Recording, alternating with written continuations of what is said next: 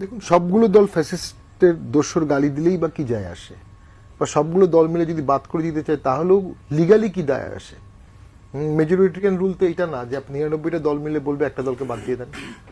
যার আইনগত অধিকার আছে, যার বৈধতা আছে, নিবন্ধন আছে, সে ভোট করবে। এক্সিকিউটিভ অর্ডারে আওয়ামী লীগের নিবন্ধন সাময়িকভাবে বাতিল করা হয়েছে, সেটা নিয়ে নিন্দার ঝড় উঠেছে কিছুটা। হিউম্যান রাইটস ওয়াচ বলেছে এটা উঠে দেওয়া উচিত। তা আওয়ামী লীগের ব্যানটাই তো এখনো জাস্টিফাইড পুরোপুরি করতে পারছে না, সকল দোষরদের তো আরো পরের ধাপে আসবে। ভুট্টোকে দেখতে আসছিল, অনেকে ভাবছে বঙ্গবন্ধুকে হত্যা করা যেতে পারে, বাট কেন করেছিলেন? ওই যে দেশটা, রাষ্ট্রটাকে বাঁচানোর জন্য করেছিলেন।